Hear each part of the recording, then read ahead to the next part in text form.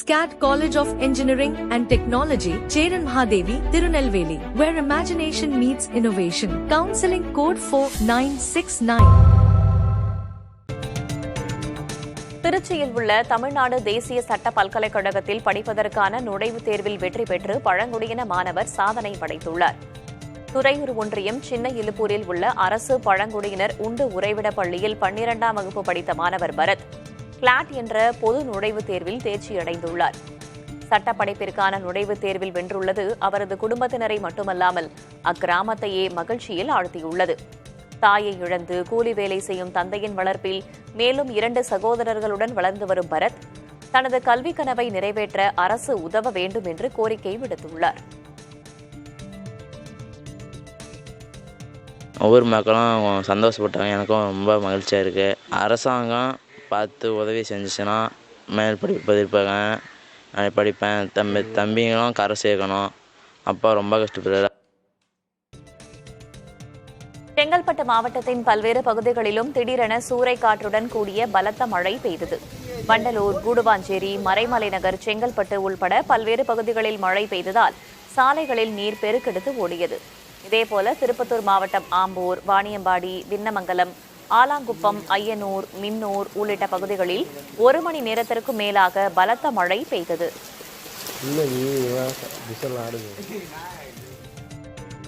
தேனி மாவட்டம் சின்னமனூர் அருகே உள்ள குச்சனூர் முல்லை பெரியாற்றில் அதிக நீர்வரத்து காரணமாக பெண் ஒருவர் வெள்ளத்தில் அடித்துச் செல்லப்பட்டு பாலத்தின் அடியே சிக்கிக் கொண்டார்.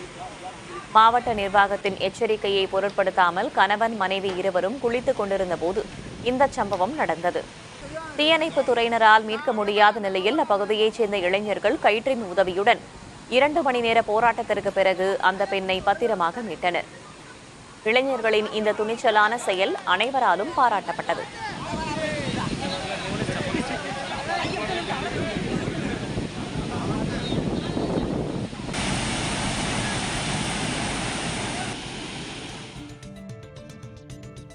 வார விடுமுறை முடிந்து சென்னைக்கு திரும்பும் மக்களின் கூட்டத்தால் உளுந்தூர்பேட்டை சுங்கச்சாவடியில் கடும் போக்குவரத்து நெரிசல் ஏற்பட்டது.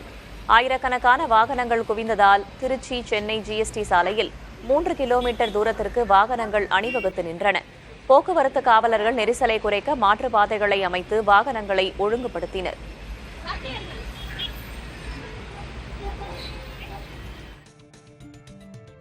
ஞாயிற்றுக்கிழமை விடுமுறையை கொண்டாட தருமபுரி மாவட்டம் ஒகேனக்கலில் ஏராளமான சுற்றுலா பயணிகள் குவிந்தனர்.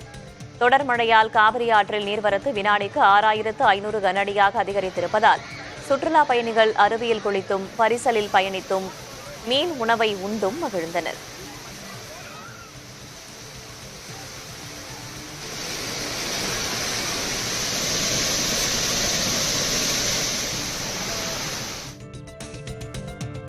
நாமக்கல் அருகே டேங்கர் லாரியில் கசிந்த சோயா எண்ணெயை சமையலுக்கு பயன்படுத்த வேண்டாம் என்று காவல்துறை எச்சரிக்கை விடுத்துள்ளது.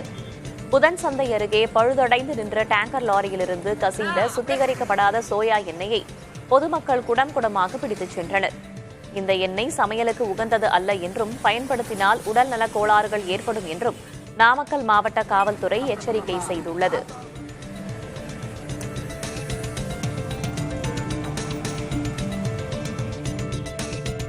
தமிழ்நாட்டைச் சேர்ந்த ஒருவர் ஒடிஷாவை ஆட்சி செய்வதா என்று கேட்ட அமித்ஷா, தமிழர்கள் என்று மதுரையில் கபட வேடம் தரித்ததாக திமுகவின் அமைப்பு செயலாளர் RS பாரதி விமர்சித்திருக்கிறார். தமிழ் மொழி மீதும் தமிழர்கள் மீதும் அமித்ஷா காட்டும் அக்கறை பசுந்தோல் போர்த்திய புலி என்றும், பாஜக ஆட்சிக்கு வந்தால் தமிழகத்தை மணிப்பூராக மாற்றி விடுவார்கள் என்றும் கூறியுள்ளார். ஒடிஷாவில் தமிழர்களை திருடர்கள் போல சித்தரித்துவிட்டு மதுரையில் கீதா உபதேசம் நடத்தியதாகவும் RS பாரதி விமர்சித்துள்ளார். சென்னை தலைமைச் செயலகத்தில் நாளை காலை 11 மணியளவில் முதலமைச்சர் தலைமையில் நெடுஞ்சாலை மற்றும் சிறு துறைமுகங்கள் துறை, வணிக வரி மற்றும் பதிவுத்துறை, உணவு மற்றும் கூட்டுறவுத்துறை ஆகிய துறைகள் சார்பான ஆலோசனைக் கூட்டம் நடைபெற உள்ளது. இதில் அமைச்சர்கள் வேலு, மூர்த்தி, சக்கரபாணி, பெரிய கருப்பன் உள்ளிட்டோரும் துறை சார்ந்த அதிகாரிகளும் பங்கேற்க உள்ளனர். கூட்டத்தில் சட்டப்பேரவையில் அறிவிக்கப்பட்ட திட்டங்களின் நிலை, முக்கிய திட்டங்களுக்கு முன்னுரிமை அளித்து செயல்படுத்துவது குறித்து முதலமைச்சர் பல்வேறு அறிவுறுத்தல்களை வழங்க உள்ளார். அன்புமணி உடனான பிரச்சினை சரி செய்யப்படும் என்று தெரிவித்த பாமக நிறுவனர் ராமதாஸ், பிரச்சனையை சரி செய்தால் தானே தேர்தலை சந்திக்க முடியும் என்று திட்டவட்டமாக தெரிவித்தார். ஆர்எஸ்எஸ் பாரதி திமுக சொல்லிருக்காரு, எப்படி அதிமுக பாஜக ரெண்டா பிரிச்சதோ அதே மாதிரி பாமகவையும் பிரிச்சு அந்த பணியெல்லாம் மேற்கொண்டு இருக்காங்க அப்படின்னு சொல்றாங்க. ஒவ்வொருத்தருடைய விருப்பம், அவங்க விருப்பத்தை அவங்க மனசில் இருக்கிறத எப்படி போகணும் எப்படி நடக்கணுன்றது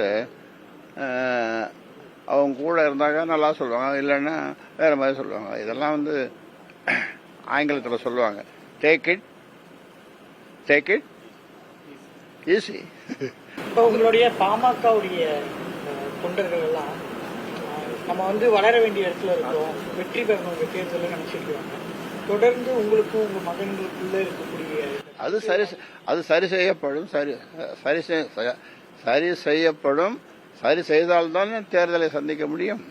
SCAT College of Engineering and Technology, Cheran Mahadevi, Tirunelveli, where imagination meets innovation. Counseling code 4969.